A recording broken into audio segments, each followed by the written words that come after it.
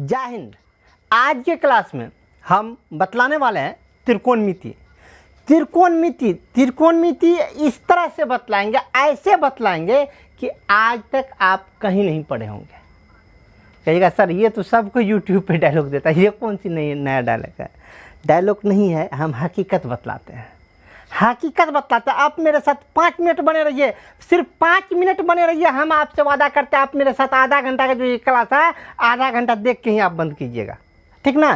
तो आइए त्रिकोणमिति को जानने से पहले इसके खानदान को जानते हैं। ये कहाँ से जन्म लिया, त्रिकोणमिति का बाप कौन है, इसके खानदान को जानिए। इसके खानदान को जब समझ जाइएगा तो फिर इस त्रिकोणमिति को आप आसानी से समझिएगा। नहीं तो 10th क्लास में बच्चा देखता है sine theta cos theta tan theta, माथा से बाहर, इधर से गेंद आया उधर से बाउंस, इधर से आया इधर से बाउंस, पता चला कि कोई टोटल बॉल डॉट गया, किसी पे छक्का गया, नहीं टीम हार गई, ठीक ना? हारना नहीं है आपको, हारना नहीं है आपको, त्रिकोणमिति से लड़ना है। लड़ेंगे कैसे? जब त्रिकोणमिति में परिपक्वता हासिल कीजिएगा तब। सचिन तेंदुलकर कहाँ हरा? क्रिकेट में नहीं ना हरा कभी, एकदम बिल्कुल। क्यों? क्योंकि उसे क्रिकेट का भगवान कहा जाता है। क्यों कहा जाता है? क्योंकि उसे क्रिकेट में मतलब परिपक्वता हासिल हो गया था, ठीक ना? आज उसी को अपने लोग हासिल करेंगे। तो चलिए, त्रिकोणमिति ये कहाँ से जन्म लिया? त्रिकोणमिति हम तो लिख दिए, त्रिकोणमिति ऊपर में लिख दिए, अंग्रेजियों में लिख दिए, हिंदियों में लिख दिए है, पता नहीं इसको और कौन कौन भाषा में। हम तो दुइये भाषा जानते हैं, दुइये भाषा में लिख दिए हैं, लेकिन इसको पहले लिखना बिल्कुल अनुचित है। हम फिर भी लिख दिए तो कोई बात नहीं। अपने लोग अब चर्चा करते हैं बारी बारी से, त्रिकोणमिति आया कहाँ से। सबसे पहले लेके चलते हैं मैथ, ठीक है? अब पूरा नाम बोले तो मैथमेटिक्स। ये मैथ, यही ना मैथ है। इस मैथ का ब्रांच, मैथ का बहुत सारा ब्रांच है। ब्रांच मतलब मैथ हुआ बाप का नाम, इसका बेटा, इसका क्या गो बेटा मैथ का कहे तो बहुत सारा ब्रांच है, ठीक ना? कुल मिला के अकॉर्डिंग टू क्लास मतलब अकॉर्डिंग टू ग्रेजुएशन तक का, ग्रेजुएशन लेवल तक यदि देखिएगा तो मैथमेटिक्स का कुल मिला के 9 ब्रांच है, ठीक ना? ऊपर का बात छोड़ दीजिए ना, ऊपर का बात जुदा है। हम जहाँ तक पढ़ेंगे वहाँ तक का बात बता देते हैं। ग्रेजुएशन तक के लिए मैथमेटिक्स का 9 ब्रांच है। इसमें मैथमेटिक्स को 9 बेटा, सबसे पहला बेटा ज्योमेट्री, सबसे पहला बेटा ज्योमेट्री, दूसरा बेटा त्रिकोणमिति, ट्रिगो जिसको कहते हैं, तीसरा अलजेब्रा, अर्थमेटिक्स, बहुत सेट थ्योरी बहुत सारा है। उधर को छोड़ दीजिए, उधर पे माथा नहीं लगाना है, ठीक ना? बस इतना ही समझिए। ये मैथमेटिक्स का सबसे बड़ा बेटा है ज्योमेट्री, ठीक ना? सबसे पहले मैथ में यदि किसी भी ब्रांच का विकास हुआ तो सबसे पहला ब्रांच है क्या? ज्योमेट्री हम लोग क्लास 9th में ही पढ़े हैं, आज 10th क्लास में पढ़ने जा रहे हैं, ठीक ना? तो आइए ज्योमेट्री को छोड़ देंगे, अपने लोग पढ़ने वाले हैं आज त्रिकोणमिति। ये त्रिकोणमिति का जन्म कैसे हुआ, कैसे विकास हुआ, ठीक ना? इसके विकास के बारे में लेके चलते हैं, और त्रिकोणमिति कैसे इसका खोज हुआ। तो सबसे पहले जब मनुष्य का जन्म हुआ था, जब मनुष्य इस सृष्टि में इस पृथ्वी पे आया था, उसी समय से मनुष्य को त्रिकोणमिति का ज्ञान हुआ। जब यहाँ वो बसने लगा, यहाँ रहने लगा, उसी समय से उसे त्रिकोणमिति की आवश्यकता हुई। और जब किसी चीज़ की आवश्यकता होती है तो उसका फिर खोज भी होता है। तो त्रिकोणमिति का आवश्यकता हुआ, फिर इसका खोज हुआ। आवश्यकता क्यों पड़ा त्रिकोणमिति का? त्रिकोणमिति पढ़ के होता क्या है, हम क्यों त्रिकोणमिति पढ़ते हैं? तो आइए इनको बारीकी से समझते हैं। अपने लोग पढ़े ना, भारत की सबसे प्राचीन सभ्यता क्या पढ़े? सबसे प्राचीन सभ्यता सिंधु घाटी सभ्यता, ठीक है? वर्ल्ड दुनिया का सबसे प्राचीन सभ्यता क्या है? सबसे प्राचीन सभ्यता मिस्र की सभ्यता सबसे प्राचीन सभ्यता है। हम आपको त्रिकोणमिति का आरंभ से कहानी बतला रहे हैं, ठीक ना? तो मिस्र की सभ्यता सबसे प्राचीन सभ्यता है। ये सभ्यता है क्या? सभ्यता है आरंभिक समय में जब मनुष्य मतलब सामाजिक रूप में जब मनुष्य मतलब रहता था, तो वो किस तरह रहता था उसका जो अध्ययन करते हैं उसी को हम कहते हैं सभ्यता। आरंभिक समय में मनुष्य जब इस पृथ्वी पर रहता था तो उनको पानी पीने के लिए जल की तो आवश्यकता थी, परंतु चापाकल नहीं था, ठीक है? नदी था, चापाकल नहीं था, कुआं भी नहीं था। तो मनुष्य को पानी पीने के लिए नदी पे आश्रित होना पड़ता था, ठीक ना?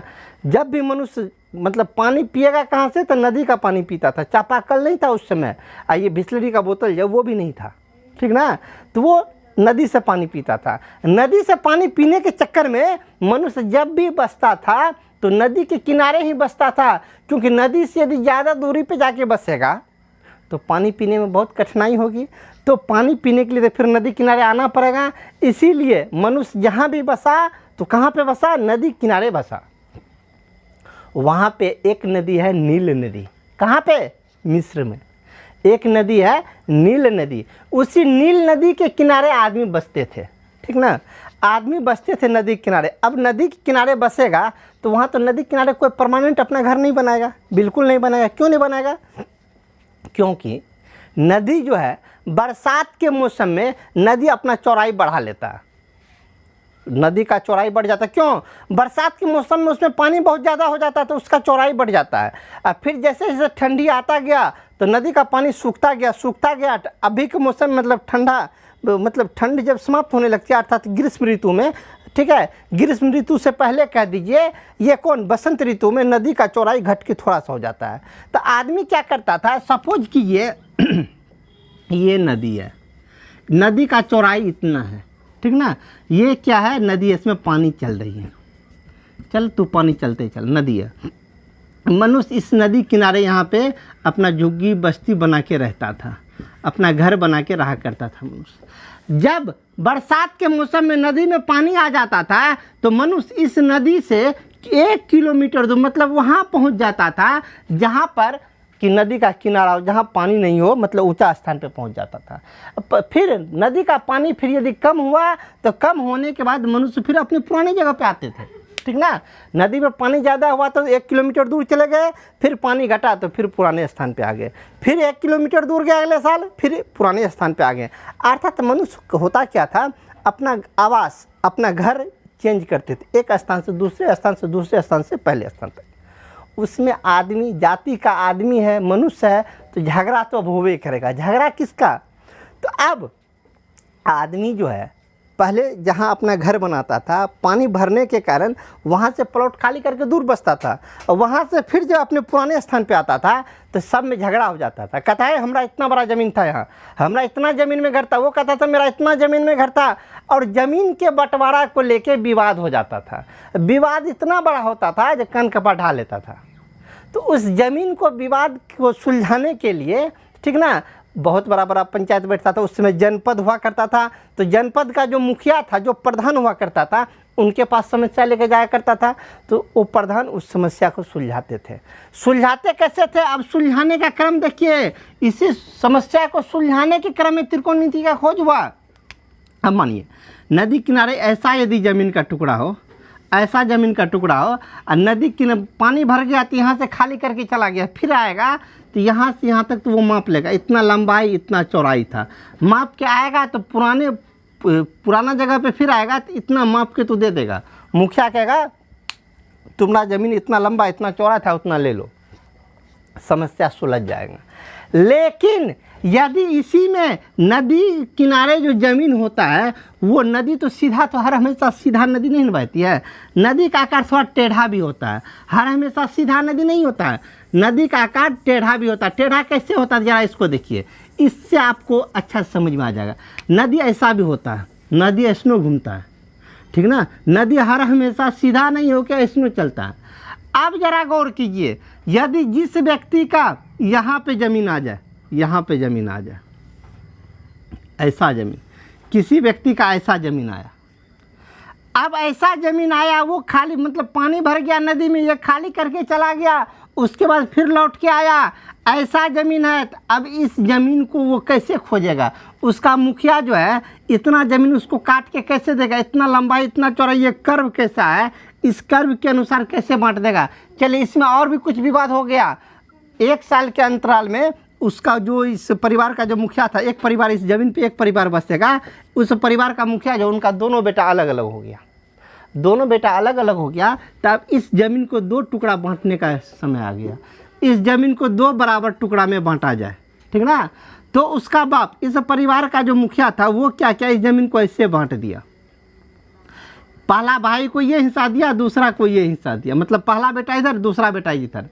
अब इसके मन में भी डाउट हो रहा है जी इसको ज़्यादा ज़मीन मिल गया है, इसके मन में डाउट आ रहा है जी उनको ज़्यादा ज़मीन मिल गया है। अब क्योंकि दोनों ज़मीन का नक्शा ही कुछ अजीब टाइप से था, तो अब दोनों का झगड़ा विवाद फंस गया। जो अब सबके मन में हो रहा है, इसके पहले के मन में डाउट हो रहा है जो दूसरे को ज़्यादा मिला है, दूसरे के मन में डाउट हो रहा है जो पहले को ज़्यादा मिला है। ये समस्या ऐसा एक परिवार का समस्या नहीं था, उस जनपद में अर्थात उस बस्ती में जितना व्यक्ति थे करीबन सबके पास ये समस्या हो गया। धीरे धीरे धीरे धीरे जैसे जनसंख्या बढ़ता गया सबके साथ यह प्रॉब्लम क्रिएट हुआ। सबके साथ जब प्रॉब्लम क्रिएट हुआ तो इस प्रॉब्लम को लेके उस मतलब जनपद का जो प्रधान था उनके पास गए। वो जो ऐसे ऐसे बात है, ज़मीन का कुछ ऐसा नक्शा है, इसको कैसे बंटवारा करेंगे। तो उसका जो मुखिया था उसके माथा में भी ये बात नहीं आया कैसे बंटवारा करेंगे, ठीक ना। ऐसा ऐसा एक जनपद का केवल बात नहीं था, ऐसा ऐसा तो बहुत सारा जनपद था, हर एक जनपद में यही समस्या था। तो अब इस ज़मीन को मापेंगे कैसे। इस ज़मीन को मापने के लिए, उस ज़मीन को मापने के लिए कालांतर मतलब धीरे धीरे धीरे मतलब 10, 20, 50 साल के बाद बहुत मतलब पूरे का पूरे सब बस्ती में यह समस्या मतलब होने लगा। इसके लिए अब वहाँ का प्रधान जो है इस समस्या को लेके राजा जी के पास गए। जो वहाँ के राजा थे उनके पास पहुँचे, जो राजा साहब ऐसा ऐसा ज़मीन का टुकड़ा हो, ज़मीन का टुकड़ा सीधा ना हो के ज़मीन का टुकड़ा ऐसे यदि टेढ़ा हो, इस ज़मीन को यदि हमको 3 भाई में बांटना है, कैसा ज़मीन जैसा भी आप बोर्ड पे देख रहे हैं, ज़मीन का टुकड़ा यदि ऐसा हो, इस ज़मीन को 3 भाई में बांटना है तो कैसे बांटेंगे। तो राजा साहब इस समस्या को देखे। राजा साहब अपने राज्य का जो गणितज्ञ था उनको बुला के लाए, बोला चलो इसको 3 भाग में बांटो, कैसे बांटेंगे। तो वहाँ का गणितज्ञ जो था उनका भी माथा चकरा गया। अरे ज़मीन जब सीधा हो, ज़मीन जब ऐसा यदि सीधा हो ज़मीन, तब तो इनको हम 3 भाग में आराम से बांट सकते हैं। पहला भाई लेगा, दूसरा भाई लेगा, तीसरा भाई लेगा। यदि ज़मीन इस टाइप से हो तो कैसे 3 भाई को बराबर बराबर कैसे बांटेंगे। तो वहाँ का गणितज्ञ, उस राज्य का जो गणितज्ञ था उसके भेजा से भी यह बात परे हो गया। तो राजा बहुत प्रयास किया, गणितज्ञ भी बहुत प्रयास किया इसको बांटने का, 2 या 2 से अधिक भाग में बांटने का बहुत प्रयास किया, नहीं हुआ, विफल रह गया। तो राजा के पास बार बार ये कंप्लेन आ रहा था, बार बार ये शिकायत आ रहा था। राजा भी आजीज हो गए, जब क्या इस समस्या का समाधान कैसे होगा। जिस प्रकार अभी कोरोना का समाधान नहीं मिल रहा उसी प्रकार उस समय यह एक कोरोना की तरह मतलब फैल गया था, कोई समाधान नहीं निकल रहा था। तो राजा जी एक काम किए, क्या काम किए, राजा साहब अपने पूरे राज्य में सब मतलब प्रत्येक नागरिक को सूचना भिजवा दिया, हमारे राज्य में कोई ऐसा व्यक्ति है जो इस समस्या को मतलब समाधान कर दे, इस समस्या का समाधान निकाल दे, इस ज़मीन को 3 या 3 से अधिक टुकड़ा में बांट दे। तो पूरा राज्य में मतलब सूचना गया, लेकिन पूरे राज्य में से कोई भी नहीं आया। क्यों नहीं आया, क्योंकि किन्हीं को ये आता ही नहीं था। 2, 4, 10 दिन 15 दिन वेट किया, पूरे राज्य में से कोई ऐसा गणितज्ञ नहीं निकल के आया जो कि ऐसा ज़मीन को 3 या 3 से अधिक टुकड़ा में बांट सके। तो राजा साहब क्या कि इनके पास तो प्रॉब्लम था, बेचारा जिसके पास प्रॉब्लम है वो तो कहीं ना कहीं समाधान खोजेगा। राजा साहब क्या किए, अपने राज्य से परे अब दूसरे देश में भी मतलब संवाद भिजवा दिए, दूसरे देश के गणितज्ञ सबको इनवाइट किए, आप लोग मेरे यहाँ आइए, मेरे यहाँ एक समस्या है, इस टाइप का ज़मीन का टुकड़ा है, इसको 3 या 3 से अधिक भाग में बांटना है, जो बांटेंगे उनको उचित पुरस्कार की राशि दी जाएगी। तो इनको बांटने का प्रयास किया, कौन, बाहरी मतलब दूसरे देश के विदेश के गणितज्ञ सब आकर इस पे अपना माथा खपा रहा था, सब बांटने का प्रयास कर रहा था, लेकिन सब असफल हो रहे थे, किसी से यह बंटवारा हो ही नहीं रहा था। ऐसे ये स्थिति मतलब इतना भयंकर हो गया, इतना भयंकर स्थिति हो गया, जितना भयंकर कि ये कोरोना जो अभी है इसके लेके लॉकडाउन जो लगल है, इसी तरह भयंकर स्थिति पैदा हो गया। सब देश का गणितज्ञ सब एक जगह खड़ा होकर अपना माथा पच्ची कर रहा है कि इस ज़मीन को 3 या 3 से अधिक भाग में कैसे बंटवारा करेंगे। तो देखिए होता है क्या, जब बहुत बड़ा समस्या होता है ना, बीमारी जब बहुत बड़ा होता है ना, बहुत दूर दूर से इलाज करा के थक जाते हैं, तो कभी कभी ऐसा होता है जो छोटका झोला छाप डॉक्टर जो है ना उनका भी दवाई फिट कर जाता है और बीमारी ठीक हो जाता है। यही काम हुआ। पूरा का पूरा देश दुनिया, पूरा दुनिया का सब गणितज्ञ इसके पीछे पड़ल था। लेकिन उसी राज्य में, जिस राज्य का राजा ये काम करवा रहा था, उसी राज्य में कुछ निठल्लू आदमी, ठग, निठल्लू, निकम्मा आदमी, जिनके पास कोई काम नहीं है, मचना पे बैठ के इग्गी दुग्गी सत्ता अट्ठा करते रहता है, वो 4 गो निठल्लू आदमी था जिसके पास कोई काम नहीं, किसी वृक्ष के नीचे बैठ गया, गुलमा बीवी बादशाह कर रहा है। ऐसा सब आदमी, 4 गो दोस्त मिला, 4 गो दोस्त मिल के कहा चलते हैं राजा साहब के यहाँ। सुने राजा साहब के यहाँ बहुत बड़ा प्रोग्राम हो रहा है, वहाँ पे सब गणितज्ञ आए हुए हैं, यहाँ तो अपने लोग को नमक रोटी भी नहीं मिलता खाने के लिए। राजमहल में जाएंगे तो राजमहल का भोजन खाएंगे, कम से कम 2-4-10 दिन ऐसमौज से खाएंगे, ऐसमौज से जीवन जिएंगे। तो चारों दोस्त मिल के प्लान बना लिया ये चलो अपने लोग भी चलते हैं राजा के यहाँ, राजा के यहाँ जो प्रॉब्लम है उसको अपने लोग सुलझाएंगे। 4 में से किसी के पास कोई बुद्धि नहीं था, लेकिन चारों ठग था, बोला हम दुनिया को ठगते हैं तो राजा साहब को भी ठगेंगे। राजा साहब को ठगने के उद्देश्य से चारों ठग मिलके चल दिया। उसमें से एक ठग थोड़ा सा बुद्धियार था, बाकी 3 को मिला के बेवकूफ़ था, ठीक ना। तो जो ठग मतलब 1 नंबर का ठग था, वो बोला देख ये बात तो हम भी जानते हैं, तुम भी जानते हैं कि इस समस्या को, इस ज़मीन को 3 या 3 से अधिक भाग में अपने लोग की बस की बात नहीं है बंटवारा करना। क्यों नहीं है? क्योंकि देश विदेश का सब गणितज्ञ थक चुका है, तो अपने लोग कहाँ से इसको कर पाएंगे।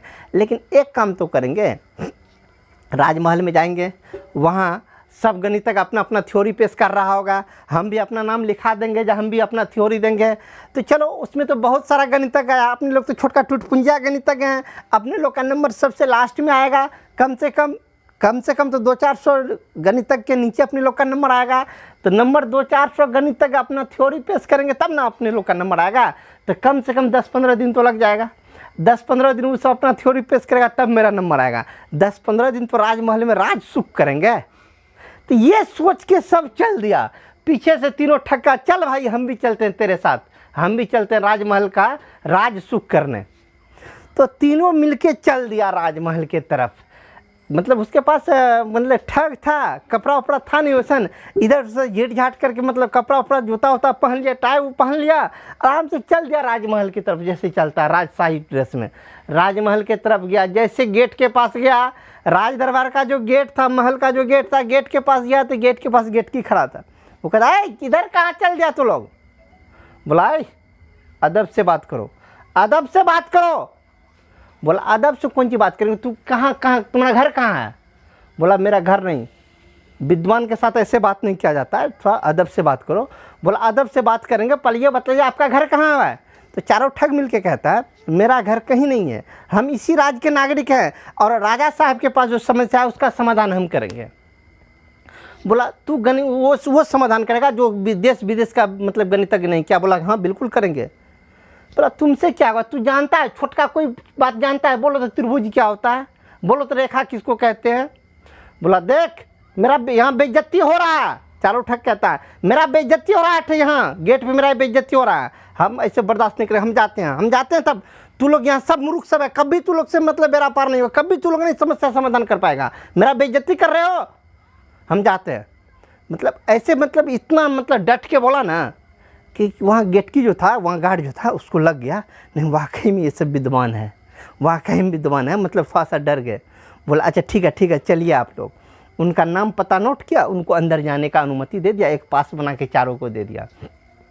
चारों पास लेके अंदर पहुँचे, जहाँ पे देश विदेश का सब गणितज्ञ पहुँचल था वहाँ भी ये भी पहुँचे।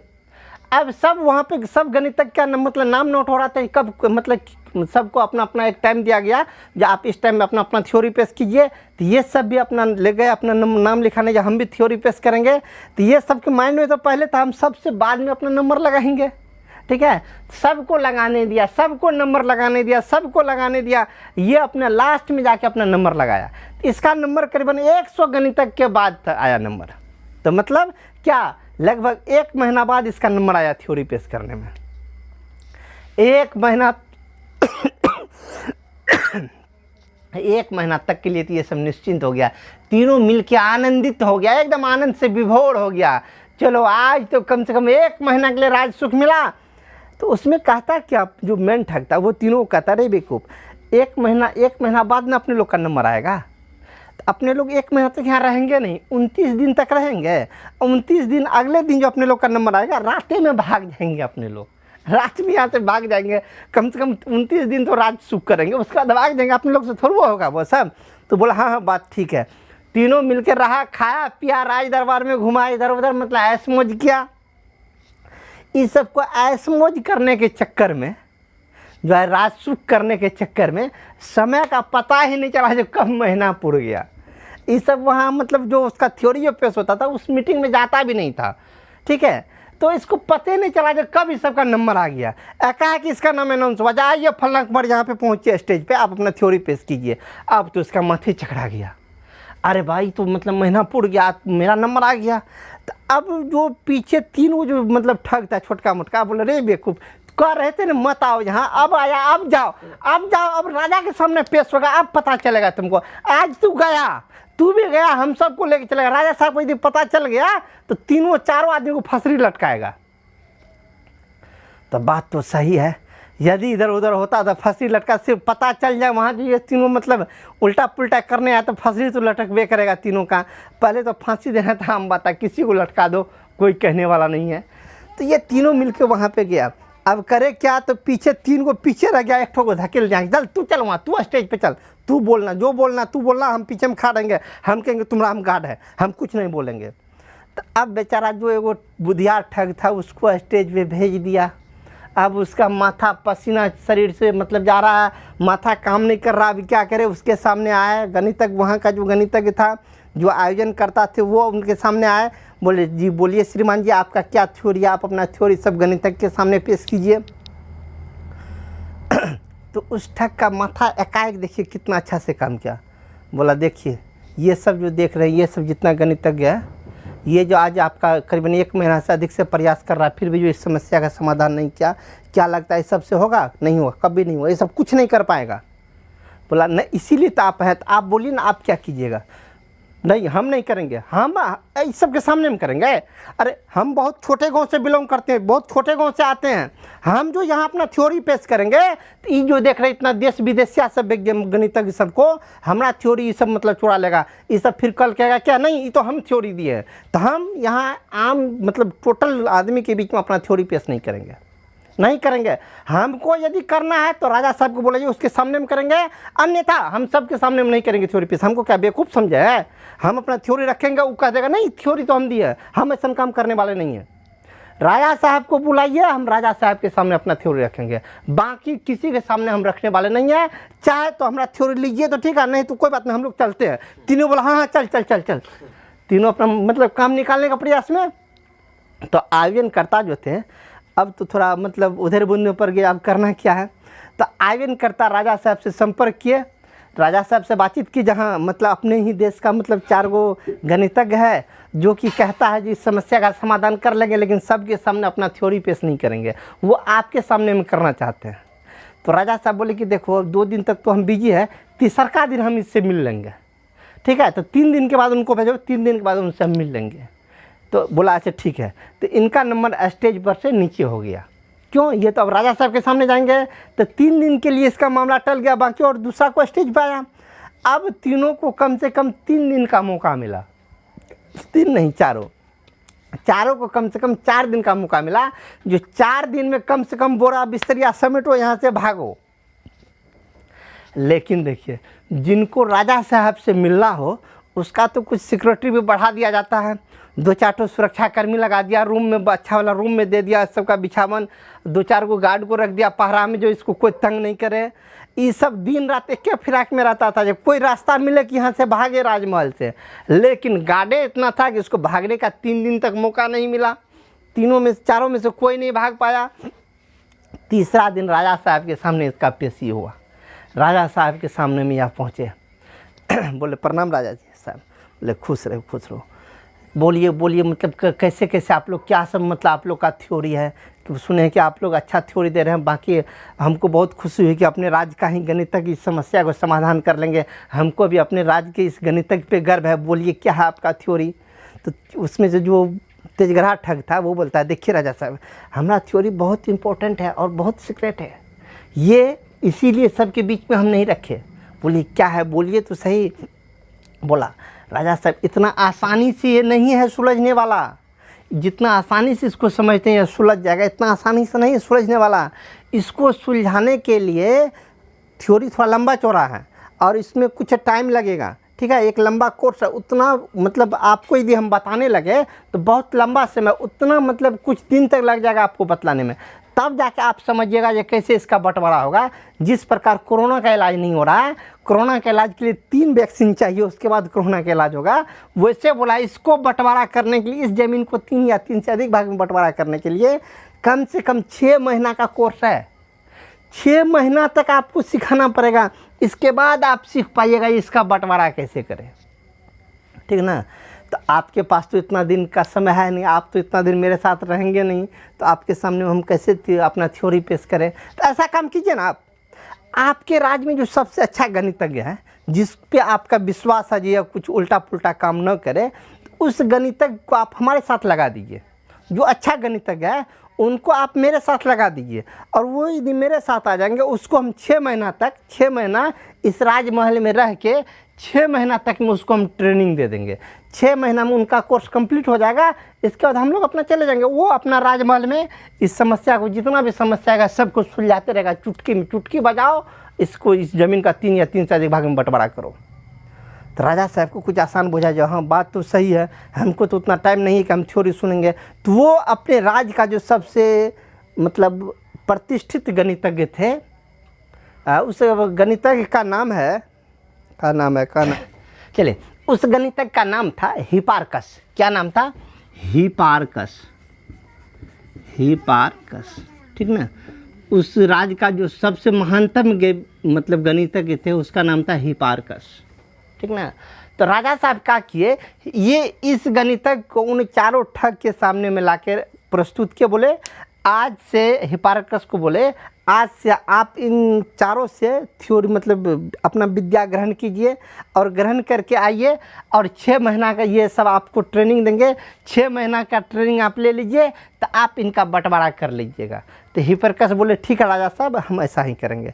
इतना कह के राजा साहब चले गए। अब बचा 4 ठग। चारों ठग तो राजा साहब को मतलब ठग के भगा दिए। आयोजनकर्ता उस पूरे का पूरे उस सभा के आयोजनकर्ता को ठग लिए। अब चारों के सामने बस एक ही रास्ता था, क्या? इसको ठगना। किसको? हिपार्कस को ठगना। हिपार्कस को कैसे ठगेंगे? इनके सामने सिंपल सा बात था, जब तक ठग सको तब तक राजमहल का सुख भोगो, और जब नहीं ठग पाओगे तो राजमहल छोड़ के भागो। लेकिन एक बात और था, इस बात का हम चर्चा ही बोल गए। राजा साहब बहुत बड़ा इनाम का घोषणा किए थे। क्या इनाम का घोषणा था? बोला जो व्यक्ति इस समस्या को मतलब इस समस्या का समाधान कर पाएंगे उनको हम अगला उत्तराधिकारी इस राज्य का बनाएंगे, मतलब उसको इस राज्य का राजा बनाएंगे, अगला उत्तराधिकारी बनाएंगे, ठीक ना। तो अब चारों के माइंड में ये था जो हम लोग तो मतलब इसका समाधान नहीं कर पाएंगे, लेकिन इसको कम से कम यदि 6 महीना तक ठगते रह गए तो 6 महीना तक राजभोग कर पाएंगे, ठीक ना। तो आइए इनको ठगने का प्रयास किया। सबसे पहला दिन कैसे ठगा? आइए सबसे पहला दिन देखते हैं। सबसे पहला दिन कैसे ठगता है? तो सबसे पहला दिन कौन? चारों ठग मिलके हिपार्कस को ठगता है, ठीक है। और इसी को ठगने के क्रम में उस चारों ठग को जो जो मन में आया वो इसको बताते गया। उसी बताने के क्रम में ये साइन थीटा कोस थीटा सब इसको आलतू फालतू चीज बताया, ठीक ना। तो इसी कारण हिपार्कस को ही बोला जाता है मतलब त्रिकोणमिति का जनक। त्रिकोणमिति का जन्मदाता कौन? तो हिपार्कस। हिपार्कस को क्यों कहा जाता है, चारों ठग को क्यों नहीं कहा गया? इनके पीछे का लॉजिक समझ लीजिए। चारों ठग तो सिर्फ ठगने के उद्देश्य से आए थे। वो सब हिपार्कस को 6 महीना तक बतलाया भी नहीं। हिपार्कस को कुछ ही दिन बतलाया, 2 या 3 महीना बताया, उसके बाद उस सब जैसे मौका मिला चारों भाग गया। हिपार्कस उसी ठग का जो जितना कुछ सीखा था उसी के हेल्प से पूरा का पूरा त्रिकोणमिति का विशाल वृक्ष खड़ा कर दिया, और आज अपने लोग उसी त्रिकोणमिति को पढ़ते हैं। तो आइए वो चारों ठग मिलके पहले दिन हिपार्कस को कैसे ठगा, पहले दिन क्या बतलाया, इनको जानते हैं, लेकिन आज की क्लास में नहीं। आज की क्लास में इतना ही, ये कहानी यहीं तक रहने दीजिए। अगले क्लास में आपको बतलाएंगे वो चारों ठग हिपार्कस को कैसे कैसे ठगा और क्या क्या सब उनको मतलब ट्रेनिंग दिया। उस ट्रेनिंग का पहला दिन क्या था, तो अगले क्लास में सीखेंगे। आज की क्लास में इतना ही, हम मिलेंगे अगले दिन। जय हिंद।